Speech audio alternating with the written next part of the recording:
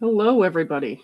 I don't know why I said it like that, but it's been a minute. I don't not been live streaming so much these days, so I forgot how to talk. Ladies and gentlemen, we're live on YouTube. That's what I was trying to say. Yes. What did I miss here? Oh, CMBBY. I got your letter in the mail today. Thank you very much for that. I appreciate that. If you guys don't know, I have a PO box, and the address is in the description of this video. And I got that letter, and I was like, "This is going to be a cease and desist. This is going to be a cease and desist. I pissed someone off. What is this going to?" And then it wasn't. It was actually a very nice letter. So thank you for that. I see you're in chat right now, so I wanted to mention that. I won't say anything else about it because I don't want to give away who you are or where you live. But thanks, I appreciate that. It was a pleasant surprise. I was just like dreading it. I was like, when I open this, I'm gonna have another problem with another person threatening to sue me. But I didn't, so that was cool. Wow. Yeah. Anyways, I'm going to send you some mail, Bruce, but it's going to be way more harassing than that. Ugh, I can't wait. What else did we miss here? Somebody's asking you if you can have a glass of wine. I told them no snacks after 8 p.m. No snacks, only drinks, I guess. Is that your rule? I don't know. I mean, it depends on the beverage. Okay. Well, Buzzballs? Oh, no, those are banned. Banned forever. I've never had one, so. Don't. Yeah.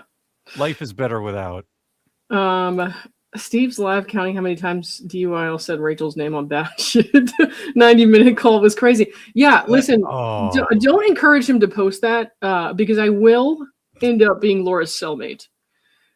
So I really just don't need to hear it. You know what I mean? That was a great stream. It sounds like a great time. That was a great stream. If you haven't watched it, go watch it. I watched part of it, and then I had to go back to work, and then somebody texted me, and they were like, "Lauren, Rachel's going on Steve's podcast." I was like, people know that I want to watch Rachel and Steve's podcast. So I was like, all right, fine. So I caught the first probably hour or so, and then I caught the last 30 minutes, I think. Yeah. But I missed the in-between. All right. Well, so I don't have anything, super long or structured for you guys tonight. Usually we're reading documents or whatever, but I'm not going to read all that. As far as his blogs and stuff go, for the last month or so, I've been like, there is absolutely no reason for me to subject myself to this drivel. And so I'll skim it. And if it's not about his bar case, I'm like, I'm not going to read that. So there's going to be some stuff that you might have to fill me in on. But for the most part, I'm caught up to date on what's going on with his case from like the ruling on the partial judgment on the pleadings and all that. And then now he's got this motion in that's supposed to be, what is it, like an anti-slap or asking a motion for, what was it? It's like a motion to dismiss or a motion for summary judgment as the alternative. Well, yeah, it's kind of a combo. You're talking about the motion to dismiss and alternatively motion for summary judgments. That's the one. Yep. I'm like... yeah. And I think today some new documents came out, which was basically the bar's response to that, saying you can't put all this stuff in one giant document. Right. No, so. I saw that. And I was like, you're not even filing things correctly. And then I saw he blogged about it. Yeah. And said something about Jim Lee, the bar guy, being childish. And I was like, how is this childish? He's always harping on about how he wants everyone to follow the rules, even though David doesn't follow the rules. And then now they're trying to follow the rules, and he's like, oh my God, you guys are children. So, like, can you pick one? I just don't. My God. Yeah, I don't know if it's a big deal to blog about if there's a thing like, hey, we'd like to take this one filing and split it into two filings. Like, I mean, just that seems fine, right? Like, it doesn't seem like something to get upset about. That way. I don't know. It doesn't seem like a problem. Right. Okay. So I also noticed, and I think we talked about this briefly towards the end of last week, he had put out a video, and I didn't watch the video, thank God. But I saw the transcript, and so I went to one part of the transcript, and I watched the video just at this part. And I'm going to show you guys what it is, just so you know how ridiculous it is if you haven't seen it. We're going to watch about 9 seconds of this, so it's not like a big, we're not going to watch a huge portion of his video or anything. But I can't adequately describe it with my own words. I think that people need to listen to him say it. So let me just pull this up really quickly. Oh, my God. Chaos. All right, hang on. I put the timestamp here in my notes. Where is it? 65. Yeah, there's a lot of good. Damn, a lot of ads on your website, David. Oh no, ads. I think it's just Rumble. Actually, he embedded a Rumble video. So yeah. Let's see. Look at me sitting here trying to figure out how to share the screen. Like I forgot how or something. No, I mean on YouTube, there's a lot of good videos lately. Video coverage of the case. And I've seen that and I've heard about that, but I haven't had, unfortunately, a lot of time just between covering the Lively stuff and also being out of town and working and all that to watch all of it. But I do catch pieces here and there. Mm-hmm. Yeah. Let's see. Hey, Bruce, thanks for last night. Did I leave my hair tie next to the hot tub? Fake Laura Owens. Sure did. Thank you. I gave it to my mom. Whoa! I'm assuming the $5 that fake Laura Owens just gave me in this super chat is the $5 you paid her for whatever happened last night. So, thank you very much for that. What goes around comes around. Right. Anyways, here's a masterpiece that you never wanted to hear. So I sent this little video back. An excuse. I don't sing. I have no voice, but this is what I sent back. I concur. There's no way out. Clayton is gay. He and Woodnick touch each other in the most exciting ways. I could. No. I think that's all I really need to see or hear of that. But, leave it to a guy like David Gingras to turn me off to gay sex. I don't really know what else to say to that. Yikes. I think to me, the stranger part was in the video you were showing. He goes on to explain the clip. We're not even going to play that. I'm not even going to play that because this guy will try held a copyright strike me for playing a second of his own bad behavior. But I know. I'm just saying it's Dave Neal 101. If you have to explain the joke, it's not funny. So the guy just didn't. I think he knew it wasn't funny. I think he knew it wasn't funny, and he probably showed it on his video or his blog or whatever to get ahead of it because whoever he's sending these things to, they're sending it to people who he hates. Whoever's pretending to be his friend, I guess he hasn't figured this out yet, is sending the things that he sends, his emails or whatever, forwarding it to people that he can't stand and things are part of a cult. So it's you can't actually be this stupid, right? So it seems to me that he wanted to get out in front of that one because it was going to just end up somewhere on the internet where he couldn't explain himself if he didn't put it on the blog by himself. You know what I mean? Really? That's what I think. So who would have leaked it? My assumption is he just sent it to his client. No, he thinks that he has friends in JFC. So it's I have JFC friends. I'm I'm sure you do, buddy. I'm sure you do. And I have friends on the Blake Lively fan subreddit. It takes all kinds.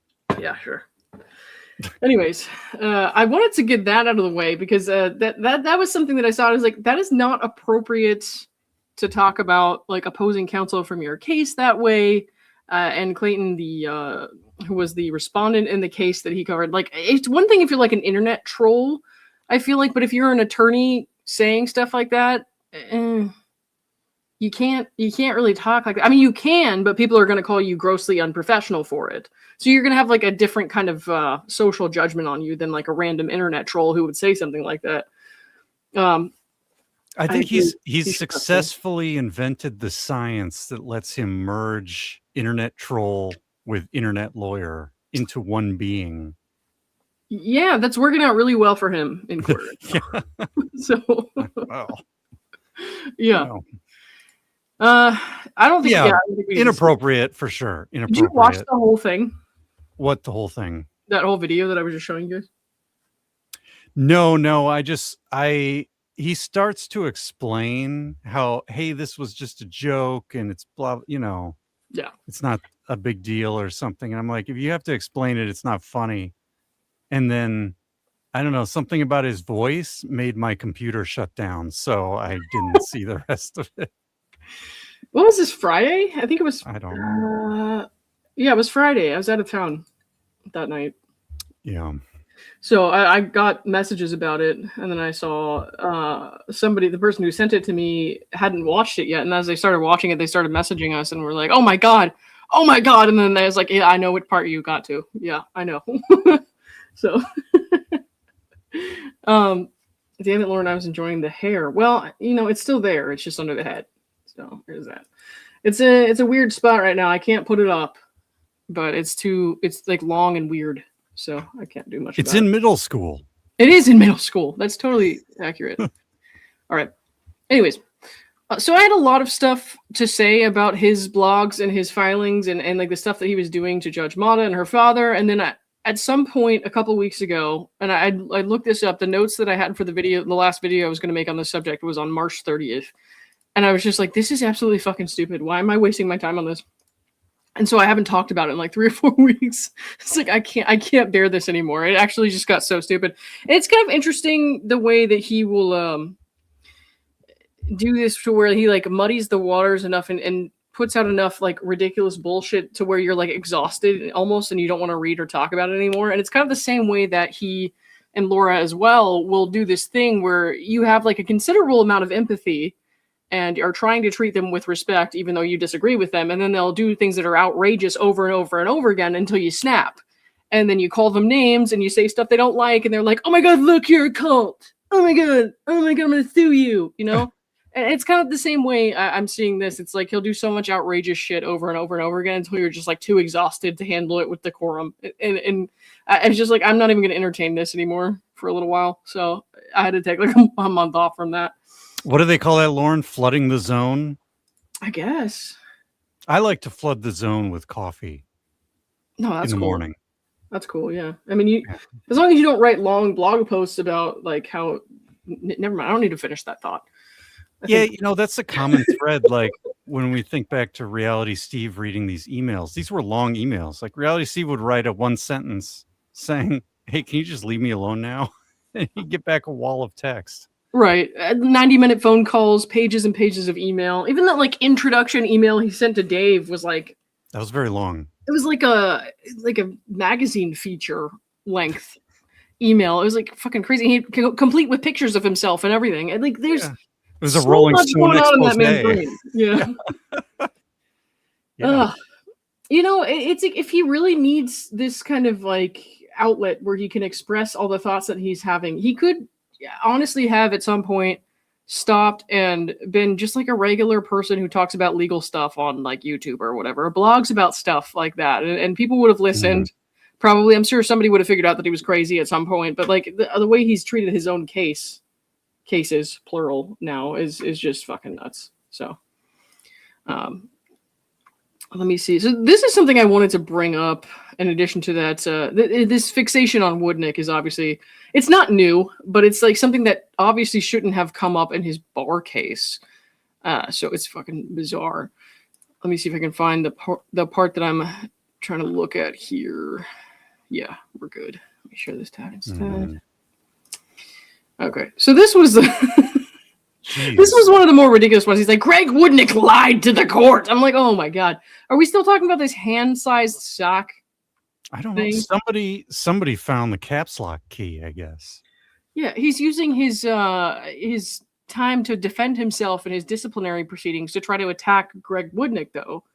And this part that I wanted to talk about was, oddly, I've noticed he's writing, not me. If you're just listening and not watching, this is David's writing. Oddly, I've noticed people posting videos about the bar's allegations against me, but as far as I can see, not a single person has raised any concerns about Woodnick lying to the court. Why not? JFC claims to be obsessed with punishing liars, except for Woodnick. Why? Well, probably, in my opinion, because David did lie to the court, in my speculation, and Woodnick did not. So that would be one reason. But also, Woodnick is not being charged in David Gingras' disciplinary proceedings, so that's just stupid. Why the fuck would you care about that? Like that is the stupidest thing. Yeah, when he says he's seen people talking about the bar case, that's because there are filings that people can go get from the docket of the bar case, right? Yeah. There's no bar case against Woodnick. Otherwise, we'd be reading those. Yeah. So it's very strange. Also, if let's say Woodnick did do something wrong, that would be a separate matter. It doesn't exonerate him in his case right? Because two things can be true at once. If they both did something wrong, then they both could face sanctions, right? I think what he's really trying to say here is that he thinks there's a double standard, that he's being given sanctions while Woodnick is not, and he doesn't understand it, or he's trying to use it as an argument. Yeah. But I'm unconvinced because I don't see, this guy collected 12 or so bar complaints, one from a judge. I don't even remember. Yeah. And then from Mike, from an expert witness, and from Mike, another witness. So these are serious sources for these bar complaints. I don't know of any against Mr. Woodnick. I'm sure Laura filed one. Let alone from a judge. Laura had to have filed one. I mean, maybe, but it wouldn't be taken seriously because it's full of shit. Yeah.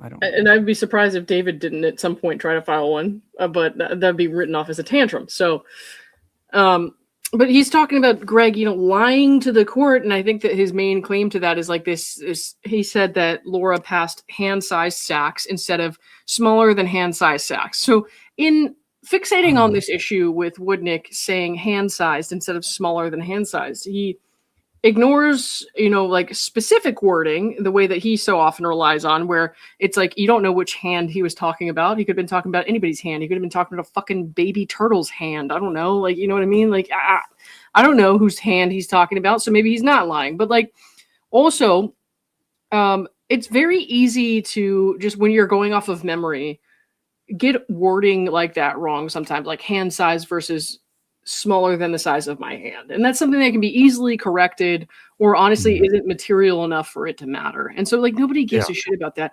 And like you're fixating on this smaller than hand sized sack thing when your client lied about being pregnant, lied about having a miscarriage, lied about a host of other things that even preceded this case. I don't have any sympathy for that. So of course I'm not going to bitch about the wording hand size versus smaller than hand size sacks. But we have a bigger problem as far as like the lying to the court thing goes, because David is the one, in my opinion, I just want to be clear here, I'm not speaking for Bruce. So you know where to send the cease and desist, buddy. Not to Bruce's house, mine. But it's David who lied to the court, not Gregg. So, and I'll show you why in a second. Also why I said that David's JFC friends are not actually his friends. They're laughing at him, and they're also forwarding and sending things to people that David hates. And it's all just kind of you're just kind of clowning on him. It's kind of a prank, to be honest, because David himself lied to the court in like not being honest about Laura misrepresenting the facts. And here I'll give you an example. So of all of the things that I just said. I'm still stuck on the hand sizes. Well, because I think it's the little monkeys, the ones that can sit on your finger. They have the tiniest hands. So smaller than any hand would be smaller than the little baby monkey hands, which clearly the picture of whatever it was not smaller than that. So yeah. Well, whatever it was not babies. Let's put it that way. Yeah, there was no pathology on that material. So I'm not really bothered by getting the size of the fake babies wrong. So yeah, it is a fundamental misunderstanding of what actually fucking matters. Yeah, right. If we had some pathology that said that this was a miscarriage, and we were trying to date with the size, somehow do some investigative forensics, then maybe it would matter, where's get the ruler out, right? But none of that happened in this case. It's really irrelevant. I mean, maybe we're all wrong. Maybe he's going to win everything, But Lauren, you are going to prove to me that he lied to the court. So, well, it's not 100% foolproof that he lied to the court. But this is why I believe that he lied to the court, and why I feel confident stating as a fact, me personally, that I think that he, So you have some confidence. Right. And again, I just want to point this out. So if you're going to sue somebody, your girl's right here, not Bruce. Please. Yeah, I don't know what's going on. So anyways, This is like from a few weeks ago when he was doing all this shit. And I was just like, this is so frustrating because this episode of Love Trapped came out where parts of her deposition were being released. And it said, David Gingras, attorney for serial pregnancy fraud Laura Owens, lied to the court by his own standards. See accusations against Gregg Woodnick. Laura's newly released deposition clips from the Love Trap podcast reveal she said a provider suggested she was having boy-girl twins. David was required to review this deposition, and he was. He was required to do his due diligence, which he likes to pretend he wasn't. He never bothered to correct the record and never bothered to mention that Laura lied about this. David was fully aware that no provider ever told Laura she was having boy-girl twins. Just look at the attached screenshots of an email from David to a complete stranger, a stranger who he thinks is a friend from JFC, which was forwarded to me in November 2024. And I don't know if you remember that, Bruce. I was in Australia. Oh, yeah. Yeah. That was the day I put the microphone up to my ass, and I was like, maybe if you can't understand me, you will now. I remember that vividly. So, you know. Anyways, David Gingras is as crooked and disgusting as they come, and I stand by that. It's perfectly reasonable for a person to conclude after seeing the numerous things Laura lied about, that David willfully overlooked, that he knew she was lying about being pregnant and moved forward with the case anyways. And I'll double down on that. I think that he's intentionally dishonest. I think that what he's saying is intellectually dishonest. I think that if he really did his due diligence as he knows he had to, then he knew that Laura was lying about being pregnant and lying about a whole host of other things. So he pretended that this is what I think happened. He pretended that he didn't read those things. He pretended he didn't see those things. I think that he's pretending not to know what Mike and Gregg and Clayton said Laura did to them. And that's why he conveniently stopped listening to this Love Trap podcast and stopped reviewing it on his blog, because he has to keep pretending he's never heard these allegations by Mike. He's never heard these allegations by Gregg, so that he can keep pretending that he's actually stupid enough not to be held responsible for shit like this. So let me pull these screenshots up. Yeah, we need to see the email. And then I agree with you, because if you like, just going back and listening to people like Melissa Jade and Bacon Bears, reading through these email conversations from prior cases, right? It's very apparent that there's just this bad behavior on his client's part, right? Whatever you want to call it. And meanwhile, he was doing interview videos with her on YouTube where he's like, oh, it seems like you've had a normal dating life and you're just a regular person and all this. And you can't listen to all those email exchanges back and forth from these prior cases and draw that conclusion. It's not consistent. No, not right. All right. So here's what we got from the deposition. This is from Love Trapped. It's a transcript of what Laura and Woodnick are saying. So hopefully you guys can read that, but if not, I'm going to read it out loud to you. So this is Laura speaking. She says, well, I had asked a provider online what they thought, and for whatever reason, they said they thought it looked like a boy and a girl. I don't understand. This is Gregg Woodnick saying, I don't understand. Again, it was the provider who is the provider who told you that Exhibit 9 was a male and female fetus. Okay. Laura then says, it was whatever service I got the pills from. I had provided them with this ultrasound image I'm sure I have with me. So she's saying that this provider told her that she was having boy-girl twins, or that it looks like boy-girl twins, at least. Yeah, I think there's even more of this in the deposition. Because Woodnick says, well, what's the name of this person, or where's the piece of paper that says boy-girl twins? And she says, well, the person, the nurse practitioner or whoever it was, said it to me verbally. Right. And that was, so the deposition happened before this email you're showing now, because this email here is long before, November 13th, 2024. So the deposition, this is after the case was over. After the judgment had been handed down. So this is well after. So DSG should have had access to the full deposition. He was required to read over that deposition, and knowing if he knew that information that she stated was false on the record, he was required to correct that record at some point. Well, I think the problem is, I don't know how he knows it's false. My problem is in this email. You're about to find out why he knows it's false. Okay, here we go. All right. So this was an email that David sent to a stranger who then sent it to me. I did not ask for this. It was just sent to me.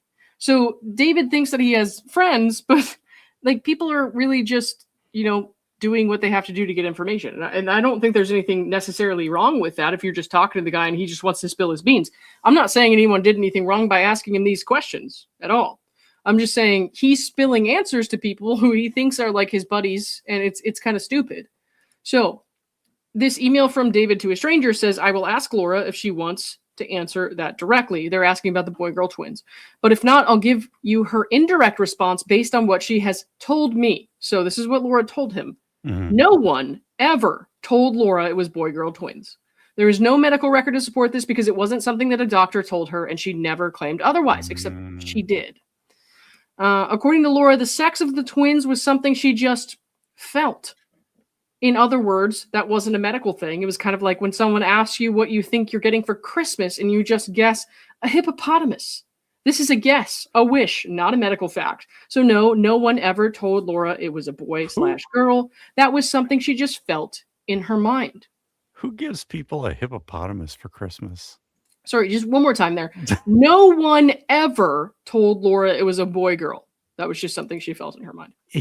Go back to the email. Here's the part I think is key right here. We have Laura saying one thing in a deposition to Gregg Woodnick, and we have him saying she told her attorney something different. As soon as the client tells the attorney something different, that's different than what's in the deposition, that's like, unless you can figure it out, right, and come up with some sort of reasonable explanation for it, that's a Corey Keith motion of candor moment, right? Like you've got a problem now because your client is telling you one thing and they said in a deposition something else. Yeah. Man, this kind of stuff is, like I said, it's just stuff he's sending to random people, and he expects that these people, he thinks that these are actually like his buddies. And I don't mind it so much because, that's how I got this information. Otherwise, I wouldn't have had it if he didn't send this to some random stranger. And that random stranger did us all a service, in my opinion. But he's really thinking that he has friends of JFC out there, and he's sending people these deeply personal things, and especially clips of him saying Woodnick and Clayton are touching each other. He needs to rethink that. He's not going to take my advice ever, and nor would I take his. But that's what I think. So, well, he shouldn't be making, jokes like that in the first place. No, I mean, if he was just like some random internet commenter, then whatever. I mean, there's nothing you can really do about that. People on the internet are going to be people on the internet, but like, for sure, you can't, as a lawyer, talk like that about opposing counsel and their client. Yikes. So. What else do I have up here? It's definitely not all the best. No. All right, so let's try to move on from the Woodnick obsession here, even though he's been going on about that for almost years now, if not actually 2 years. Here was an interesting quote that I saw recently that I hadn't gone over yet. Let's see. Okay. Yeah, here it is. These are good notes in the chat about the boy-girl twins from DFJ. I'll take a look at that in just a second. But here was another interesting quote that I saw, and this is when he was still arguing about the Judge Mata stuff, because he's talking about choosing questions about the Judge Mata stuff, and he says, keep in mind, the bar guy can't simply invent stuff out of thin air. He can claim I lied. Proving that claim takes admissible evidence, not online conspiracy theories. Now, why would I think that was interesting in the context of his accusations about Judge Mata, do you think? I'm going to read it one more time. Keep in mind, this is David talking. He says, keep in mind, the bar guy can't simply invent stuff out of thin air. Yeah. He can claim I lied. Proving that claim takes admissible evidence, not online conspiracy theories. Yeah. There's a tremendous lack of self-awareness in that statement. We're an online conspiracy theory, Lauren.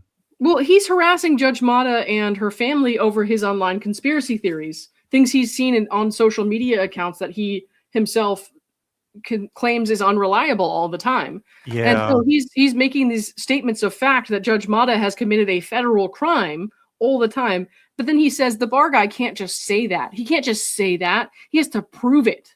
He can't just go on internet conspiracy theories. And I'm like, dude, it's a bit of a double standard. read your own writing. That's exactly what I'm talking about. Yeah. Let me pull these up real quick. Jupiter James, thank you for the 5. Everyone's favorite YouTube duo, love you both. Oh, well, we love you back. Thank you very much. Hopefully she's still with us. I think she sent that one a while ago. Sorry. I'm a little Sleepy late. time. K-Dubs, thank you for the $2. I might sue Lauren for her perfect skin tone. Dude, I don't know. I always look a little red in these lights, but thank you. I appreciate that. CMBBY, thank you for the 5 gifted memberships. I appreciate you. Thanks so much again for the letter. I don't know if you saw my earlier, if you were here earlier when I said all that, but yeah, I appreciate that. Okay, so let me get rid of some of these links that I have pulled up so I can get to the next ones. Oh, there was another part that was insane that I'm going to pull up here where he's accusing Dr. Deans of lying on the stand. Oh no. Yeah, I was like, dude, this lady was Dr. former, Deans. yeah, she was a former medical director or associate medical director, I can't recall, of Planned Parenthood, and he accused her of not telling the truth either. And so that was I don't honestly know what else to say about that. But he said here's what I wrote, and this was a few weeks ago now. Or over a month ago, actually. In his response, the Arizona State Bar, David Gingras, attorney for pregnancy fraud, Laura Owens, took the word of an AI-generated summary and is now accusing Dr. Deans of perjury.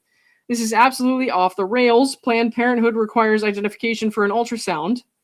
True.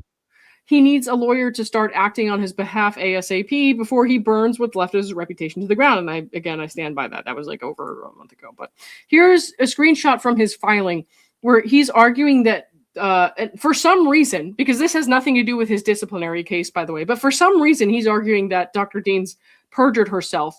And he says that she lied based on an AI summary. So he included a screenshot of this AI summary from Google, which is inaccurate, notoriously inaccurate AI summaries from Google. Well, I remember this. I understand the problem with this. Yes, you can receive confidential and in many cases anonymous care at Planned Parenthood where your information is protected by law. While you generally need to provide personal information for registration, buddy, read past the part you underlined. That's it right there. Your parents or guardians cannot access your medical records or be notified about services without your consent. So this is very clearly just outlining normal HIPAA practices. Yeah, there's 2 parts to this. Right. Okay. Number 1 is it's very important to understand the difference between confidential and anonymous. So anonymous is like nobody knows who I am. Confidential would be more like Planned Parenthood knows who I am, but they are not going to disclose that information. Okay. So, when Laura is saying, I want to be anonymous or what, no, you just need to be confidential. If you're worried about Clayton, you already have confidentiality. You don't need anonymity. Yeah. This is why her argument about using this fake name or whatever Planned Parenthood is totally useless, because you will get confidentiality anyway. You don't need anonymity. Okay. The second part that's more relevant to his behavior in this bar complaint is he did the wrong search. What you really have to search for, and I did this, is I repeated his search and I said, can you go to Planned Parenthood anonymously? And you get this. If instead you search for, can you go to Planned Parenthood and get a ultrasound anonymously? It then tells you no. Because you can go in there. You can go in there, and if you're a teen or something like that, which is why Google AI is bringing up parents or guardians here. If you're a teen, you can anonymously receive like basic counseling and condoms anonymously, right? But they're not going to give you an ultrasound. They're not going to give you drugs. They're not going to do that anonymously. So it's very different. If you're like a 17-year-old who goes in there and is like looking for condoms to have sex with your boyfriend for the first time, they'll do that. They're not going to ask you for all that information. They're not going to force you to disclose that. But if you want actual medical services, then they are going to require you to provide certain information, because if not, they can be sued for medical malpractice. Yeah. And to me, the thing here is the word care. That's very generic. What kind of care? Is it somebody handing you a condom? That is exactly what Google AI thinks it is. Yeah. Is it giving you an ultrasound? So if you need to be very specific when you do these type of things. The other thing is like, he's just doing an AI overview to try and refute testimony of Dr. Deans. Like, the time to cross-examine Dr. Deans is like on the stand on June 10th, not. Can you imagine if on the internet? Like, Dr. Deans, Google AI says that you can go to Planned Parenthood anonymously. I understand you were a former medical director of Planned Parenthood, but Google AI says you can go anonymously. Right? Oh my gosh. So dumb. Yeah. Because this one did pique my interest, because it's like, oh, he's got a yes and he's got a red underline. Ooh. So I went and I did these searches to confirm. And you guys in chat, you guys can all try it and see what you get. And I'm telling you, I think you'll find you can get different answers depending upon how you ask the question. This is like part of what leads me to my conclusion that this man is either grossly incompetent or he's a liar. I don't really know what else it could be at this point, after seeing example after example after example of him like blatantly ignoring very important information. So I don't know. This is just stupid. Everybody like who cares about their professional license or doing well in their practice or their reputation is like, they're not going to go off of one sentence of a Google AI summary up against a doctor in a random case that the doctor is not involved in and be like, she's a liar. Anyway, so here was the next part of that, which is, in addition, anecdotal evidence appears to confirm that Planned Parenthood does provide both confidential and anonymous care. And that was the anecdotal evidence, what we just saw, what he included. And then he writes, to the extent Dr. Deans testified to the contrary on this issue, respondent assumes the state bar is in the process of pursuing discipline against Mr. Woodnick for suborning perjury. And if anybody wants to fuck Gregg Woodnick, it's not Clayton, it's David, because he will not stop. And it's just like, he comes up with the stupidest examples imaginable. He's like, oh my God, how can I make this about Gregg? How can I make this about Gregg? I need me and Gregg to be in the same position, in the same room, so bad. And then he has the audacity to write a song about him being gay with someone else. And what the fuck are you doing? Yeah, I mean, he's counting on anecdotal evidence and speculation and assumptions, and it's that same thing. He's trying to speculate the best possible outcome for his side of a case. Yeah. And then just craft filings that support whatever that speculation might be. Mm-hmm. And as a science enthusiast, that's not the most convincing technique. No, definitely At not. least for the court of public opinion. I mean, it depends on which audience you're asking, I guess. Anyways, this is something that comes up a lot. Teardot says, do people know what's happening with Miss Gingras? Has she left David, as some have claimed on Reddit? And I can only speak for myself, but I have not seen any actual evidence of that. But to be fair, I don't look into his marriage. Like, I don't really care too much if his wife leaves him or not. I think she would probably be better off from what I've seen, but that's just my speculation. I have no idea. I have not seen any documents or anything to that effect to suggest that he's actually gotten a divorce. But I've heard stuff like that as well. I mean, I don't think it's relevant or material to the paternity case or to this bar complaint case or anything like that. I mean, the guy does blog and he shares, like he's working on his flooring or he's doing tiling. Like, okay, it's fun, but it's not really material. Let's see here. What else did I want to go through next? Oh, there was one more thing in his blog that I wanted to look at, and then we'll just look at the documents. I have a couple pages I wanted to look at. So he wrote in this blog here, hold on, that his goal was to get the case overturned. Let me see if I can find that exact. Nope, that's not. All right, hang on. See if we can find it. He was talking about why he did think. Yeah, this was it. Instead, I chose to take the more difficult path of filing an answer because he was going to do the anti-slap right away. That created a lot more work for me, but I felt it was worth it because I wanted to get evidence showing that Mata did what I accused her of. My plan was always simple. Get that proof, then go back to the family court and file a motion to have Mata's judgment thrown out. Like, how do you think this is going to go if you get Mata's judgment thrown out? Because the next judge is not going to be very friendly either, and they're going to have a lot more to work with against your clients. So that's just stupid.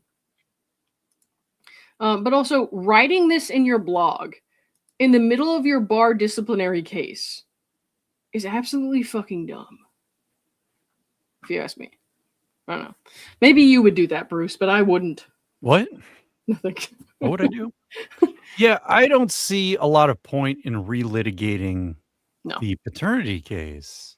Well, writing on your blog that you're using these proceedings to try to get that judgment overturned is a mistake, in my opinion. I think that's a mistake. Well, I mean, obviously he wants the original paternity case ruling overturned. That's why they went to the Court of Appeals. Yeah. How did that work out? I can't remember. No, I mean, well, they didn't win.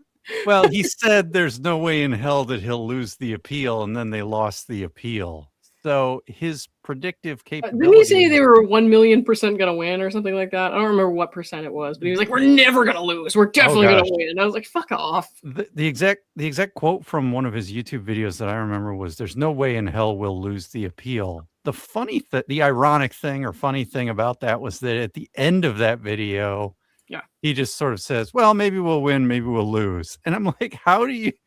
These two statements you just made in the same video are completely different levels of confidence. Yeah. They're not consistent.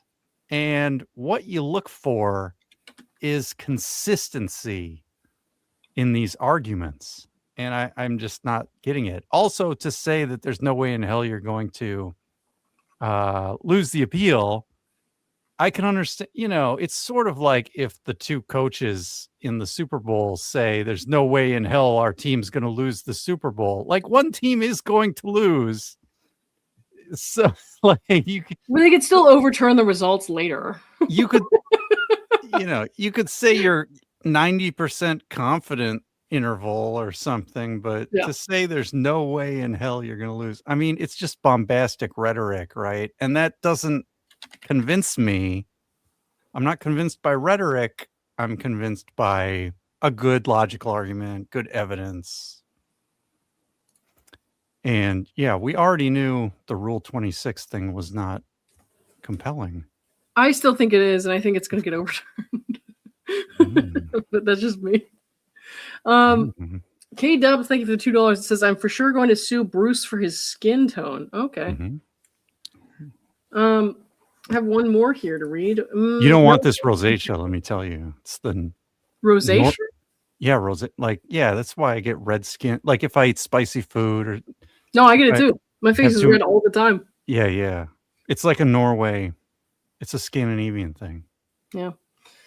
I just have like weird, like reactive, like allergic reactive stuff. Like, and I love my dog, but whenever I'm around my dog, I get either like red face and sometimes I get hives or I get red eye. And people are like, "Ew, you have pink eye." I'm like, I can't help it. I get pink eye. Like it's like pink eye looking stuff. If I have like pollen around, if I have my dog around, I'm like, it's not like viral, pink eye. It's allergic conjunctivitis is what they call it. But, anyways, I have also a very pink face. If you guys, just tell them you like to rub poop all over your face. That's absolutely my backup plan. If if I ever lose my pigment, I'll just start rubbing shit. They'll probably stop asking you. No thanks. Okay, thank you for being a member for 7 months. 2 months till I have Lauren's babies. Hey, they could come early. Don't rule that out. Ooh. But thank you. Save the date. Yeah. Louise finally caught up. Hi, everyone. What's up, Louise? How's it going? Okay, so I wanted to look at this page of his. He has a 144-page affidavit. Of course he does. With his new motion, and we're not gonna fucking read all that because that's just insane. Some of it is just like irrelevant drivel. But I wanted to get to page 16 where he's talking about the Reddit comments because he says some stuff here that I think is like not accurate. He's a big boy, Lauren. A big boy. Assholes. Oh, is he talking about us now? This is the exciting. Well, yes and no.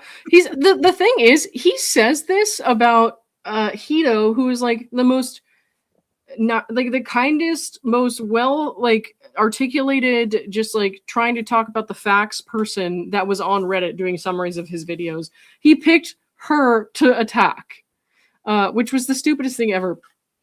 Because like all of these people who are like slinging insults at him, like yes, he's threatened us at points, but he goes after this person to try to go after legally because she's like putting together a critique of his videos that he used to have on his YouTube channel before it got banned.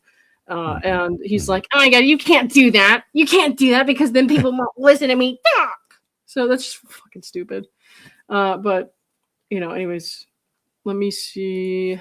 Yeah, I mean, the way to solve that problem is if somebody, you know, makes a Reddit post or a video you don't like, the solution is to go make your own Reddit post or your own video where you try to out-argue them. And then if you go back and forth enough, a lot of people will watch it because it's interesting, right? And then you don't have to worry about protecting your IP or whatever because the drama kind of is the IP. I mean, people kind of watched it anyways, but except for people who weren't going to watch it if there wasn't a summary, they just would never know what he said. You know what I mean? Yeah, exactly. If somebody's got a breakdown of the legal arguments and that's more digestible than listening to the original source material, then a summary can actually be more beneficial than only having the source material. Yep. It's sort of like if, you know, they used to make those Cliff Note books so that you don't have to go read all of Great Expectations. If you don't, you can read the TLDR version of Great Expectations or something. Yeah, right. But the thing is, sometimes when you have that, you read it and you read this, you know, it makes you want to go read the source material as well. Yeah. So I don't know. I mean, it's... Well, yeah, a lot of people will like read. Yeah, I know what you're talking about. Read summaries and be like, yes, this is something I'm interested in. This is a story I want to hear more about. Versus like, if you just have no idea, it's like, yeah, well, I don't want to fucking bother with that. Especially if the beginning is boring, or if you come in the middle of something, like if you don't understand the case. Yeah. You know, but yeah. So if the Cliff Notes didn't exist, would the person really read the source material at all? Probably not. At least not me when I was in. The comments will have to tell us. What do you guys think? Anyways, Crab1791, thank you for the $5. ChatGPT gives answers to both confidentially and anonymously from the same prompt. A non-basic consult / morning after pill / birth control / STD testing. Okay. Yeah. I mean, anonymous, everybody gets anonymous medical care if you don't tell anybody about it, you know what I mean? Like, that's up to you. But as far as confidential, everybody gets confidential medical care. As far as anonymous, like, even if AI summary says, yes, you can get anonymous coverage, AI summary, when you ask that basic ass question without any specifics regarding Laura's case, which would be part of his due diligence, by the way, would be to ask specific questions and ask a real person or the actual website, not the Google AI summary. Anonymous, they're going to say, you know, all kinds of things because they're going to assume that they're like teenagers asking or something stupid like that. But yeah. Yeah. I mean, based on maturity level, I can see why the computer would assume that David was a teenager asking. Yeah. Anyways. Now, and if we hadn't had this surprise switch of the location from him like saying that he's correcting the record was her testimony on the day of trial is the stupidest thing I've heard. But, right. That doesn't make any sense. Yeah. But even if that change of location hadn't happened, you know, I mean, he could, if he knew it was LA, he could have called LA Planned Parenthood and ask them a bunch of questions. Instead, he goes and just does a Google search for 10 seconds. This is not quality. Yeah. Let's see. 1 sec. Somebody asked something here. Oh, Somebody said, love the Reddit Sobsit commentary. Yeah, that was funny. I can't remember what it was, the comment that I was thinking of.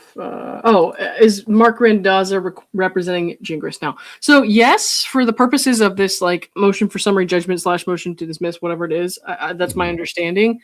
This is David's affidavit, so these are his words, but Mark is apparently representing him for the purposes of that part of his case. However, Patrick told me, and this is just what I've heard, so I can't give you like 100% opinion based on what I've heard. Like, this is just what I heard from Patrick, who I trust, and I know that he's, probably telling me the truth.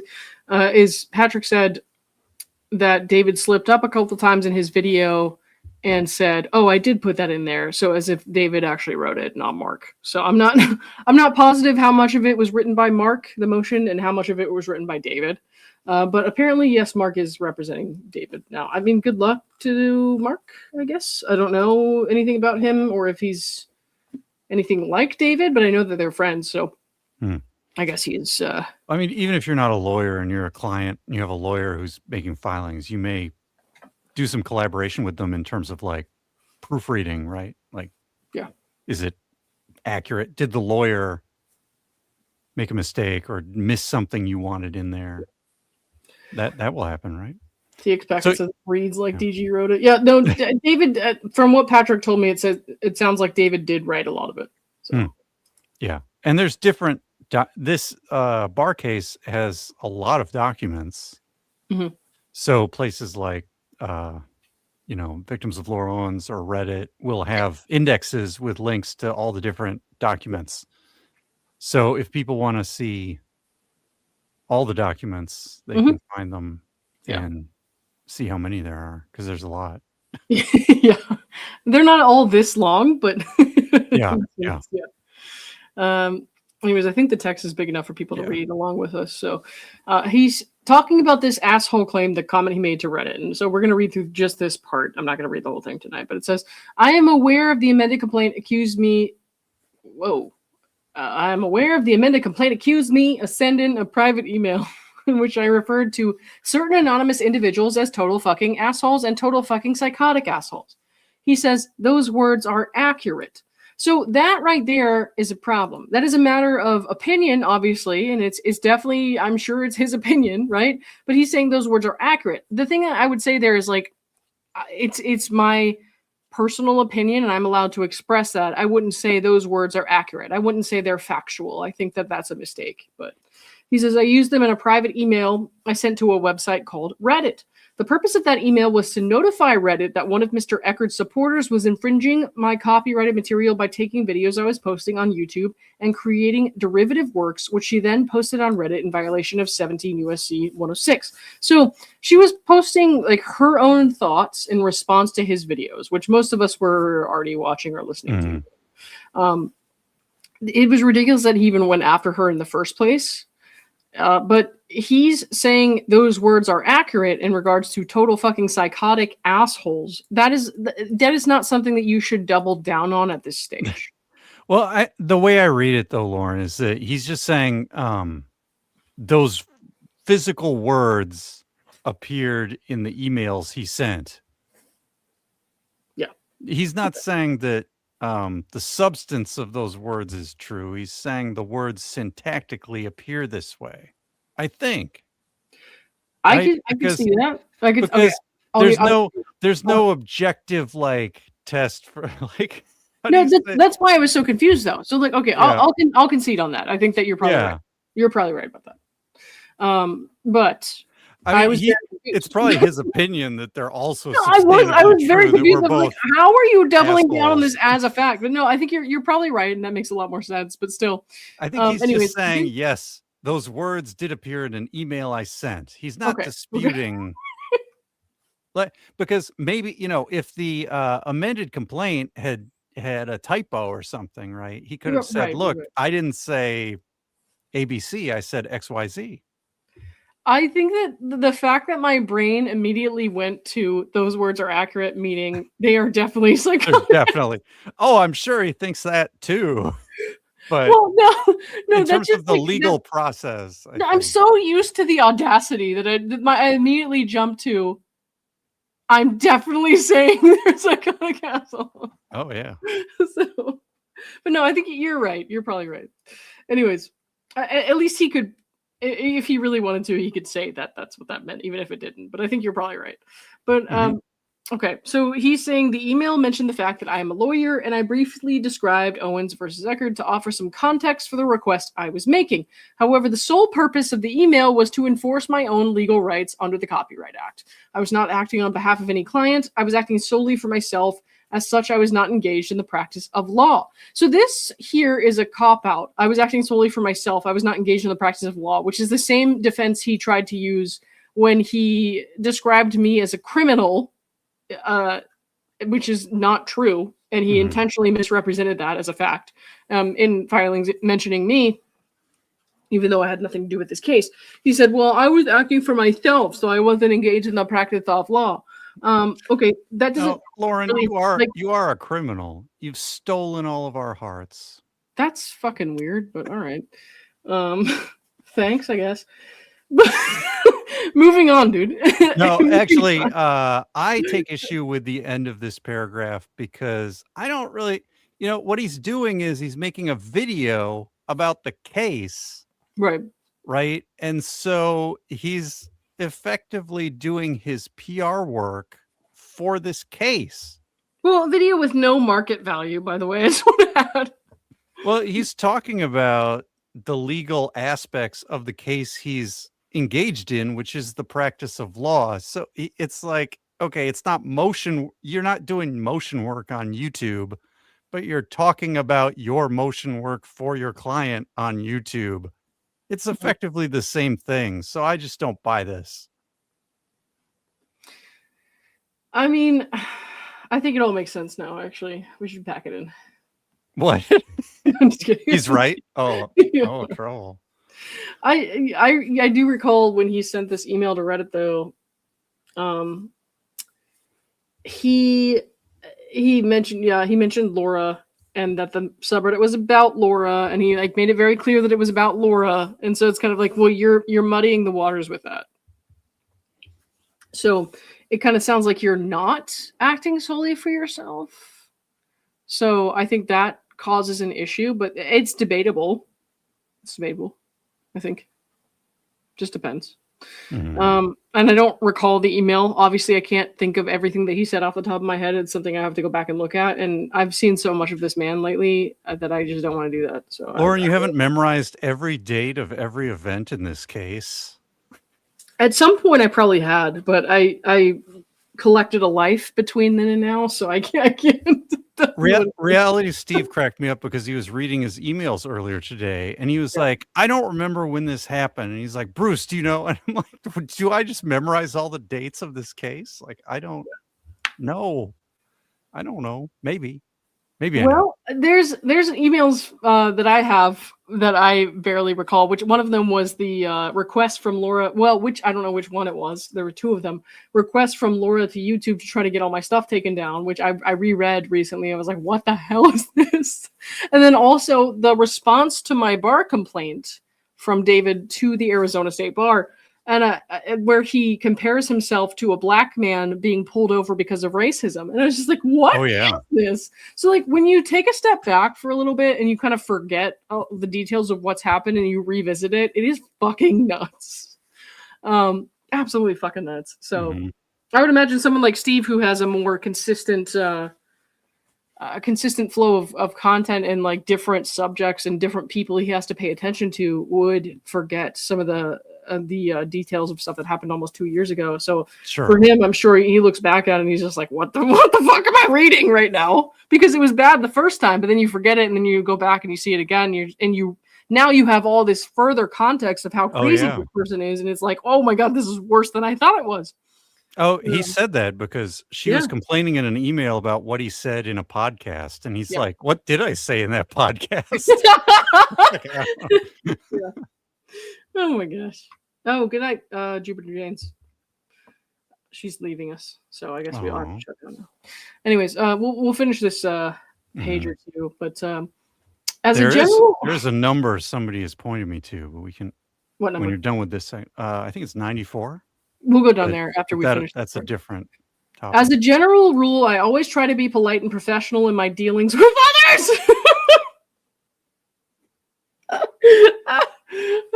I just found out you called my friend a bitch like 43 times in one phone call. I don't want to hear it, bro. Well, to be fair, he might have also been calling Omar a bitch. Oh, I'm sure he was. I'm sure he was. Also, yeah. A note, it says he tries. It doesn't say he succeeds. That's fair. Yeah. This is why I can't do this for myself. Fair. I try to be You're fair. bringing me in a little bit here. Yeah. Anyways, however, under appropriate circumstances, I may use colorful language if I believe it's necessary. In this instance, the language I used was entirely necessary. Why was that entirely necessary? You could have sent a professional letter to Reddit requesting this, certain thing without even saying a lot of the things that you said, but much less using the language that you used. So why is that entirely necessary? Help me with that one. You know what else we have here, Lauren? Yeah. An LY word. Entirely. Ooh, sexy. Where's Jack Fox? Why can't it just be necessary? Why does it have to be entirely necessary? I think We asked Jack Fox to go over this affidavit. He would have like a 24-hour live stream. his brain would melt, I think. There's too much here. I'm gonna send him this part. Yeah. I thought what was it? What did I did something last week or Friday or whatever.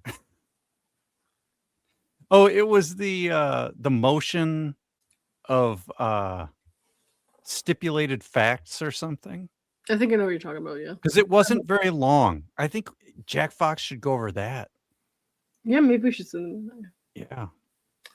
Well, Jack is I love Jack. He's always fun.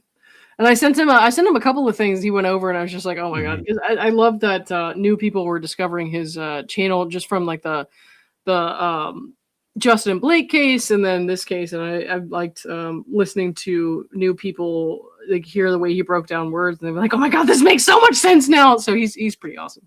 Yeah. But yeah.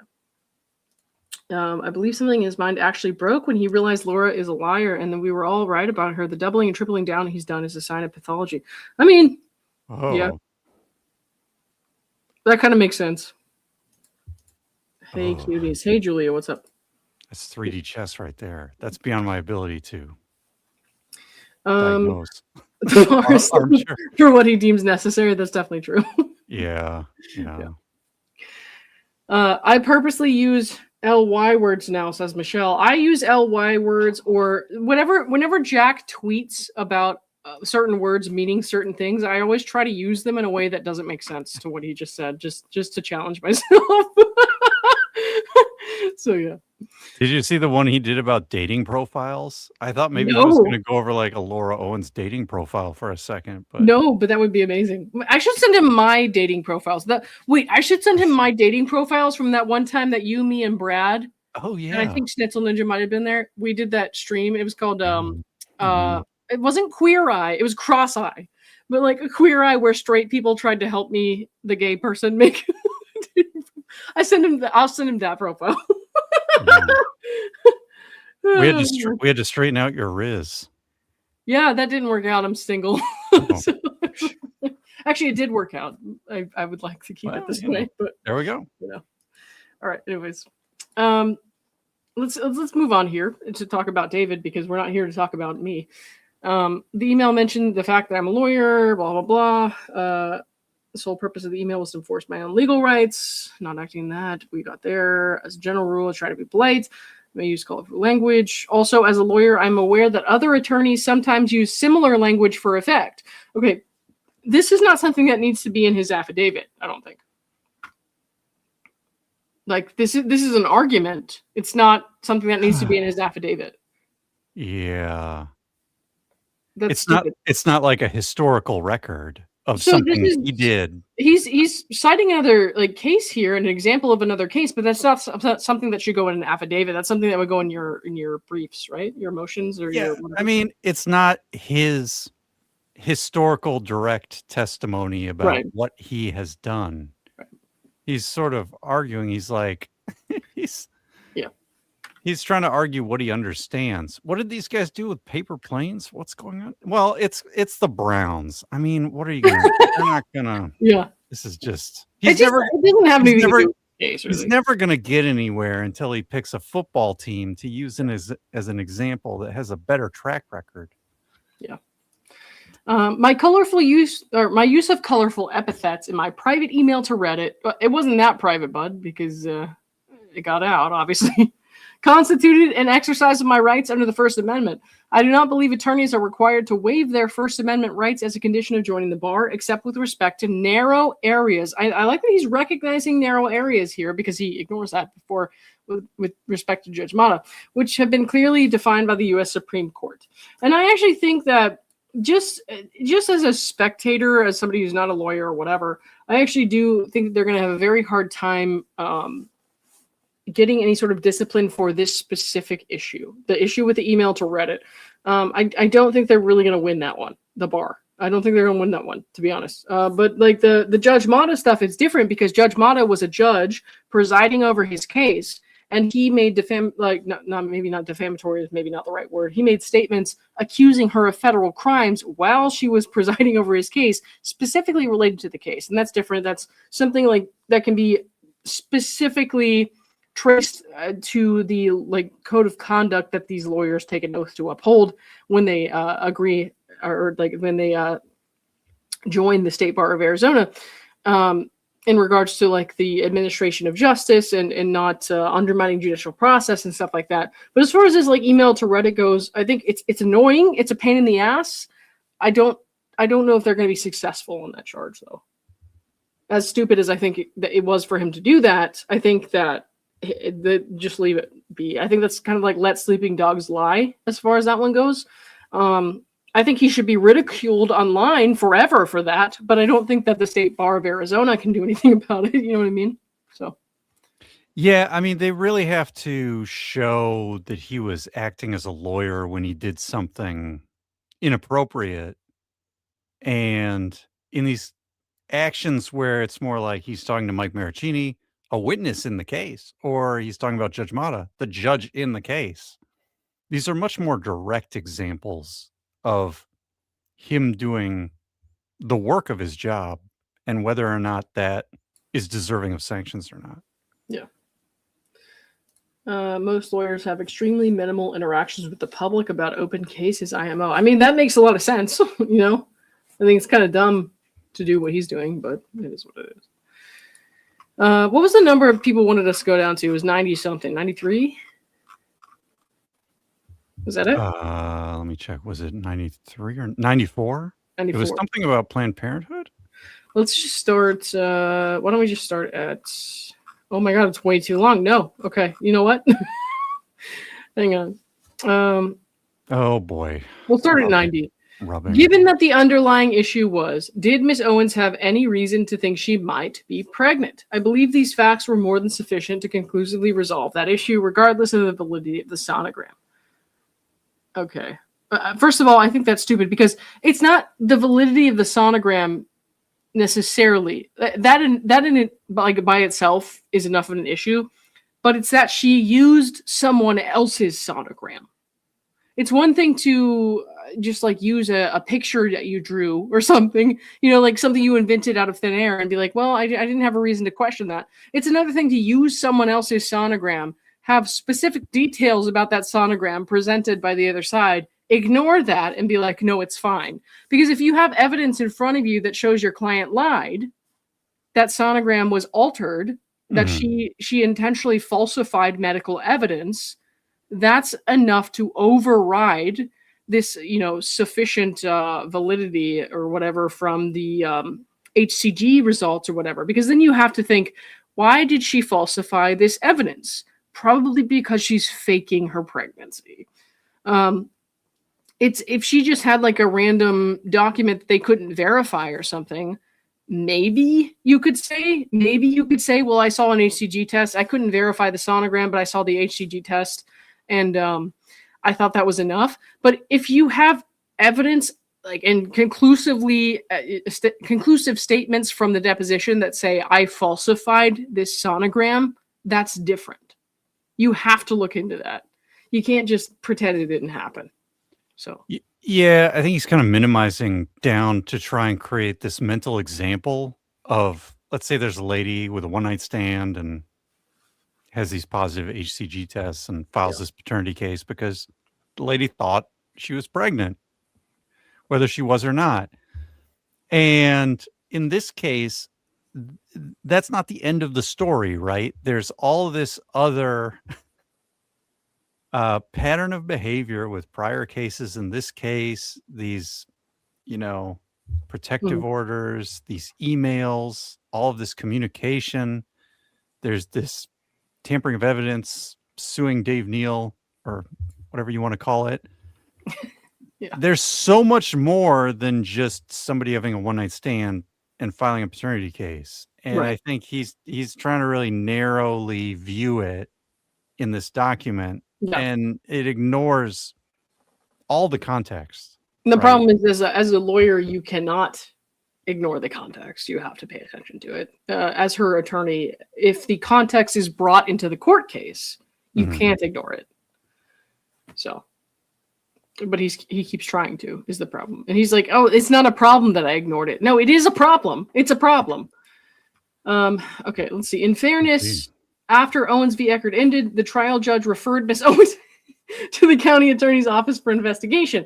In May 2025, Miss Owens was charged by a grand jury indictment with perjury, forgery, and tampering with physical evidence, among other things. That was just the first time. Among other things.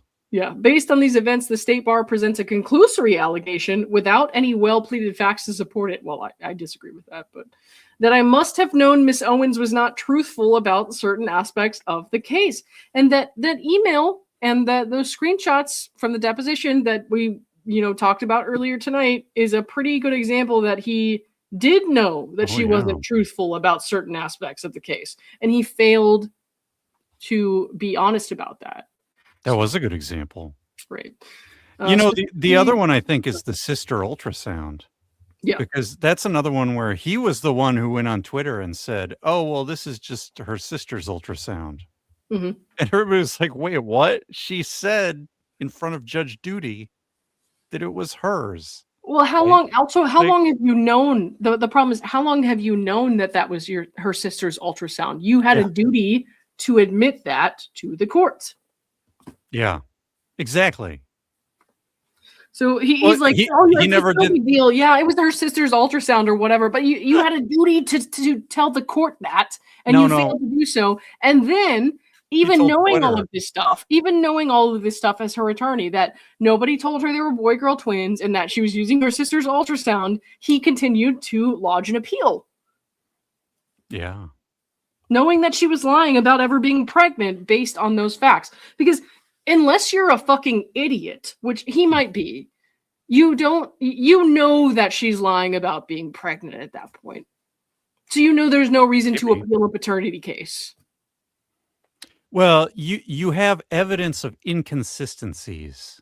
Right. And, the appeal is a different argument because, I think the argument there is like if the bar is arguing he brought a meritless appeal because the appeals court was like, these arguments aren't grounded in law or fact. He kind of ignored Rule 25 completely. Oh yeah. As if Clayton's initial response had never existed, as if Clayton's initial response had never created a full case window of application over which they can recover fees. He kept arguing that you could only recover fees over this narrow period of time. Made no sense, right?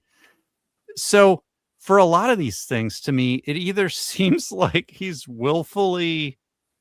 being willfully obtuse and ignorant to try and craft the best course for his case, which could be sanctionable if it was misconduct, or he's completely incompetent.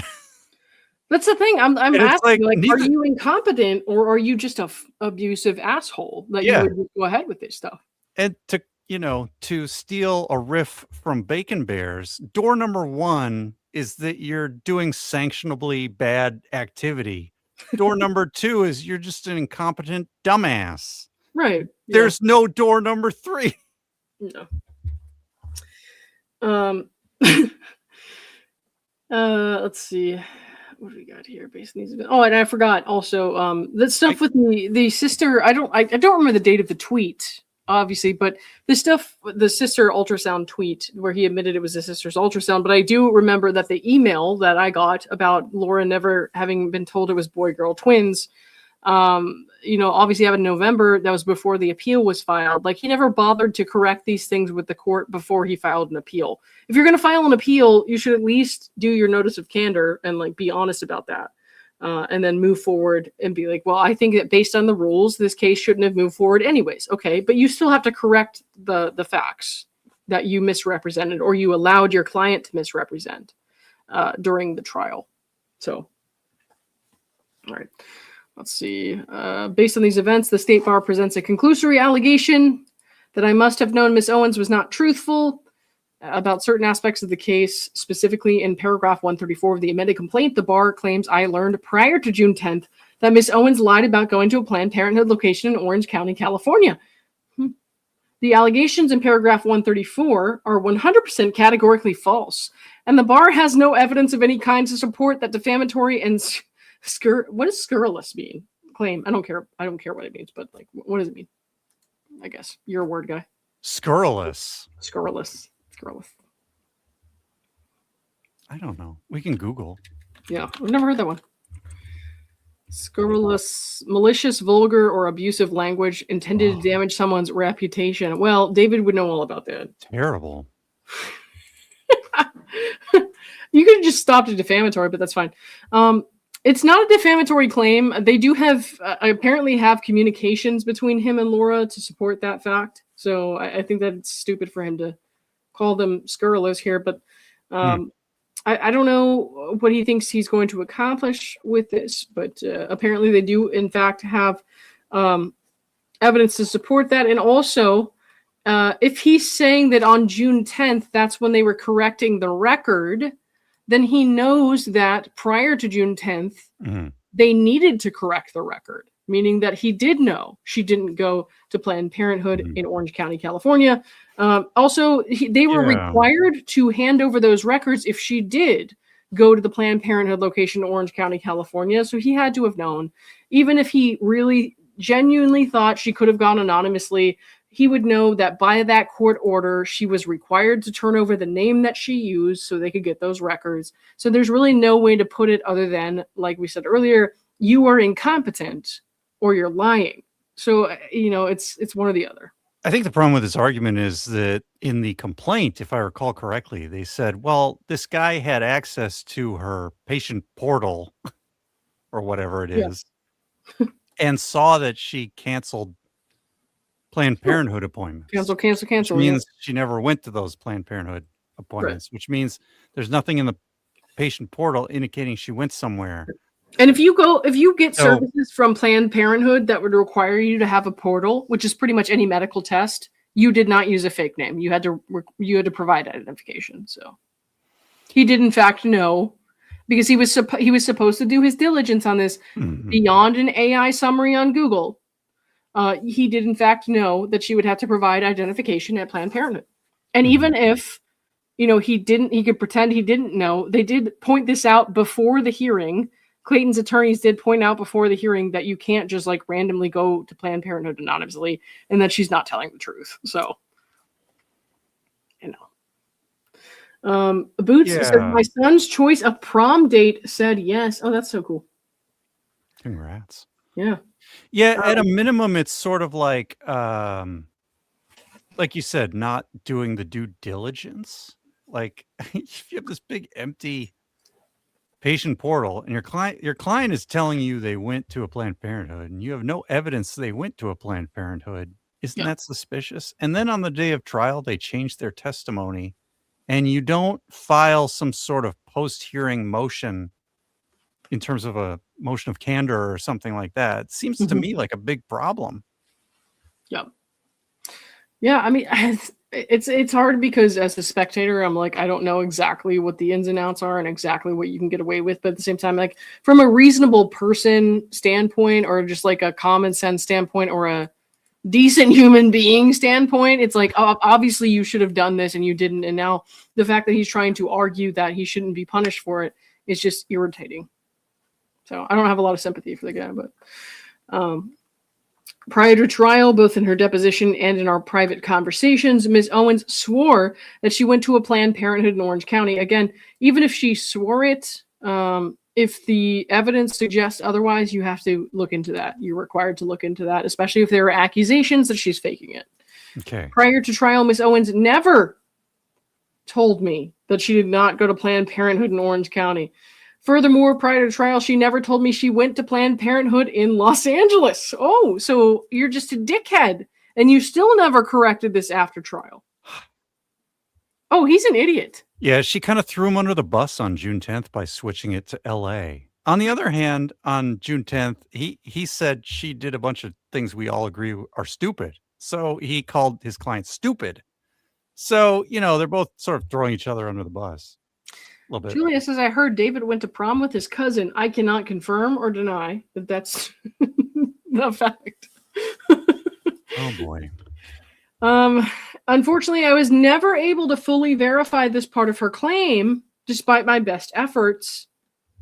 That's a red flag, David. That's when you let go, like Corey did, like Lexi did, like anyone else. But I did everything humanly possible to try and verify the accuracy of that story. Obviously not. His evidence that he put forth was an AI-generated summary from Google where he underlined one sentence and he didn't use any specifics. Yeah, I mean, that wasn't very good. What else? He did something in 97. He had access to, we know that he had access to Dr. Dean's report before the trial. He knew that Dr. Dean said, you cannot get these services anonymously. And he still pretended that wasn't an issue. So. Yeah. It seems like he did this Google search in response to this bar complaint, not in response to Dr. Dean's report. Hey, Celeste, what's up? Yes, you're correct. All right. Unfortunately, I was never able to verify, blah, blah, blah. Among other things, Ms. Owens provided me with her login and password information for a patient portal on the Planned Parenthood website. Using that login/password, I was able to confirm she did, in fact, have an appointment at a Planned Parenthood location in Orange County. I immediately disclosed that information to Mr. Woodnick. His response was that he already had that information. Right. But they already knew at that point that she lied about seeing Dr. McCool or Dr. Higley when really she just had appointments and canceled them. So David, again, had access to that information, had the knowledge that she had canceled appointments with these other doctors, even though saying she saw them, she did not. She lied about that. And he didn't think, oh, I should look into that further. You have to be a dumbass, undeserving of a law degree and a bar license to really think that her story was true at that point. Yeah, why is she canceling all these appointments? This is not good for the babies. And why isn't he like second guessing that and thinking, oh my gosh, she's still lying about making and canceling appointments? Because he's an idiot or an asshole who just wants notoriety for defending a person who's probably going to be famous for being such a stupid bitch and going to jail. Sorry. What does 98 say? What does 98 say? Yeah, I'm reading ahead, I guess. Despite this, I was aware, because Mr. Woodnick disclosed this information, that Planned Parenthood had no record of Miss Owens obtaining a sonogram from their Orange County location. When I asked her about this, Miss Owens stated that she made 2 appointments with Planned Parenthood because she was in Southern California on 2 consecutive weekends for a horse show. That's a red flag too, buddy. She's pregnant with twins in a high-risk pregnancy, and she's going to horse shows. That is strange. She can't go to her doctor's appointments. She wrote in her fucking Medium articles that she was so depressed she couldn't go to the doctor. That's why she did online appointments. But she could go to horse shows? Well, you know, Lauren, it's like a coupon. Once you enter the horse show, they give you a coupon for a discount on the sonogram in the area. Here's a one-way coupon to lick my ass. How about that? Because this is so fucking stupid. No. Oh, dear. Yeah, I mean, these are a lot of red flags, right? Like, the horse jumping, canceling all the appointments. Yep. These are not good things. Oh boy. Miss Owens told me that she used her real name for one of the appointments. Oh, okay. But the other appointment was made using a pseudonym. And you didn't think to question that?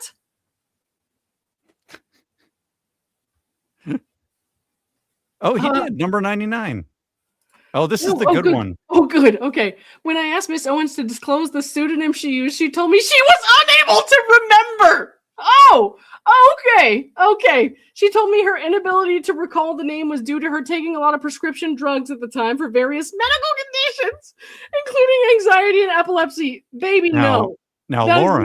no, Lauren, honey. No. Put this number 99 in the context of all the testimony about Laura saying what happened the night she and Clayton hooked up and how she remembers everything and how Clayton was too high to remember everything. Meanwhile, here in item 99, she's taking her normal prescription drugs, not pregnancy related, but just anxiety and epilepsy, which she would have been taking on the night she hooked up with Clayton. No, but And she can't remember her oown fake name, her Art Vandelay, Emily Wilson, whatever. Hold on. She's unable to recall the name due to her taking prescription drugs at the time, but she was able to drive herself to that location to participate in horse jumping shows. Yeah. Fuck off. My God. Oh, I found that response to be implausible, except for one thing. Miss Owens' story was corroborated both by her mother and also by other evidence. What other evidence? The canceled appointment? Who told me she personally drove Miss Owens to the Planned Parenthood facility, and that's why she's now possibly an accomplice in a criminal case. Now, because Jan is a fucking bitch too. Well, yeah, she's not a reliable narrator, but Chat is also reminding us that she said she stopped these types of anxiety and epilepsy medications when she became pregnant. So what is she doing taking them and forgetting her fake name? I mean, what's going on with that? Yeah, Jan is not a great... So he's just like, well, just believe Jan. Jan is the person, of course, who thinks that, P. Diddy and the Gilgo Beach murder have something to do with this case. I mean, guys... Yeah. Good Lord. To quote Dave Neal, what are we doing here?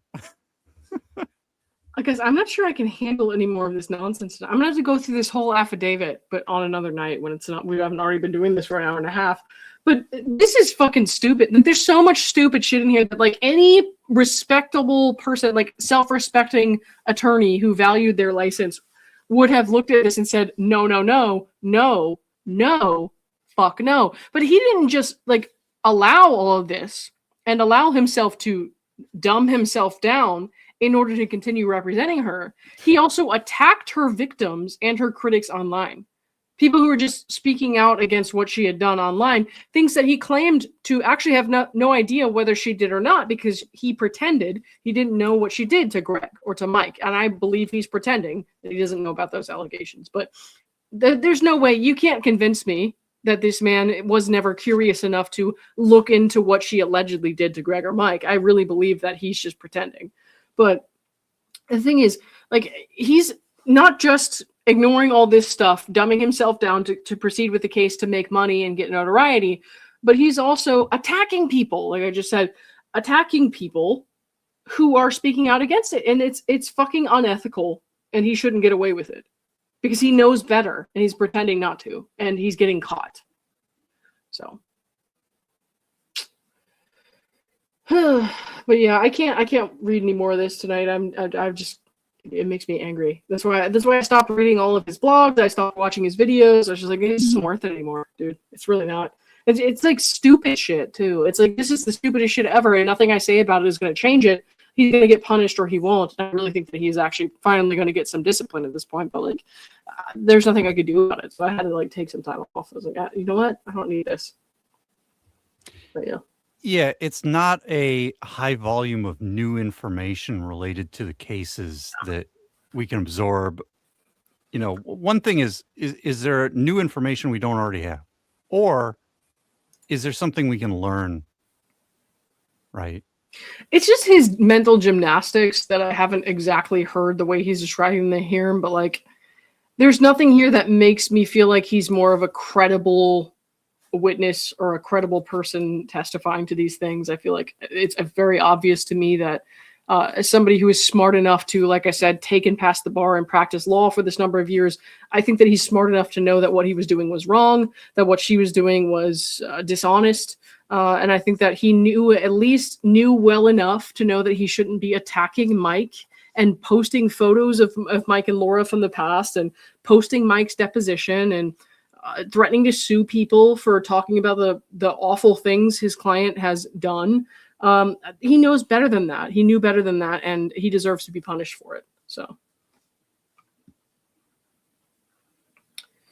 ignorance of the law isn't acceptable. It's not acceptable for a pro se litigant, so it definitely shouldn't be acceptable for him. Let's put it that way. That's right. So, anyways, I'll have to go over that whole, like I said, deposition thing, or not deposition. What do you call it? What is it called? Why is the word escaping me? Affidavit? No, not affidavit. What is it? Is that what we were just reading? Yeah. Yeah. Is it an affidavit? Okay. I think so. I'm so tired I've like forgotten the word. But yeah, I'll have to go over that whole thing. I mean, there's other motions. There's motions of, what is it? The stipulations of fact or something, which I went over, and like some of them were more arguments than factual statements. So I took some issue with Who makes arguments where they don't belong? It's like, this is not the time to make arguments. This is not proper, but okay. Also, he, hold on, sorry. Widget says, I have missed your coverage of this. Thank you very much. I will try to pick it back up a little bit, but as long as things have slowed down a little bit, I'm trying to not overwhelm myself with stupidity. So I don't want to read it every day like I used to. Yeah, I mean, we can focus on major milestones, right? Like there will be hearings with news, things like that. Right. Mm-hmm. Deposition, mini T deposition was not the right word. I used the wrong word there. It was affidavit, I think. There will be. Yeah. Oh yeah, he has his DUI hearing as well. There will probably be some news out of that. Somebody in chat mentioned that. That's good. Didn't that get moved again? Didn't they move the DUI case again? When is it? Do you know? Oh my gosh, is it next month? I don't.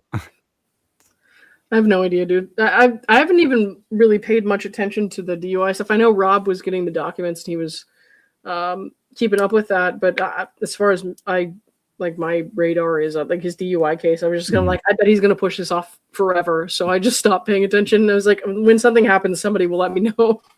Yeah, I mean, in all these cases, the criminal case, the bar case, the DUI case, there are, minor filings on the docket about, hey, this document is approved, this date's moved, this person's said this, or there are these minor updates that are sort of, bureaucratic, right? He's supposed to have a deposition with Jim Lee this week. Oh, well. That could be interesting. Good luck to both of them. Honestly, I bet that's going to be a hard day for them to get through. So good luck to both of them. Oh boy. Yeah. Anyways, tomorrow I will be. We already recorded this, but this guy Paul from a channel I've been following for a while, actually, reporting live from my sofa. I don't know if you guys ever heard from him. He's done a couple Laura Owens videos, but I recorded an interview with him, and he's posting it tomorrow. So. I sent him an email tonight. It was like, don't be alarmed if you get an angry email from Laura or from David. But yeah, I did the best I could. I was a little rusty on the fine details of the case, but there was so much that he was not filled in on yet that we got to talk about some of that. It was really fun. He's a funny guy. And also I love the way that he covers all the cases that he does, because I've been following his YouTube channel for a little while. I think you have too, Bruce, right? Yes. Yeah, it'll be a good interview. Yeah. Check that out tomorrow. And I think he's probably safe. I mean, new people have been covering this case and haven't received any. Yeah. I think Miss Owens has realized that, arbitrary cease and desists are. That's for the best, for sure. They're not even worth the paper they're printed on, I mean. Yeah. Well, anyways, I warned him just in case, but that should be up tomorrow. And then Clayton and Stephanie and I are supposed to, it'll be either Friday or Sunday. Hopefully Friday are supposed to record something together about the podcast. So we'll do that. So we have a couple stuff a couple things coming up this week. The other thing that I just talked to you guys about will be on Paul's channel. Like I said, reporting live from my sofa.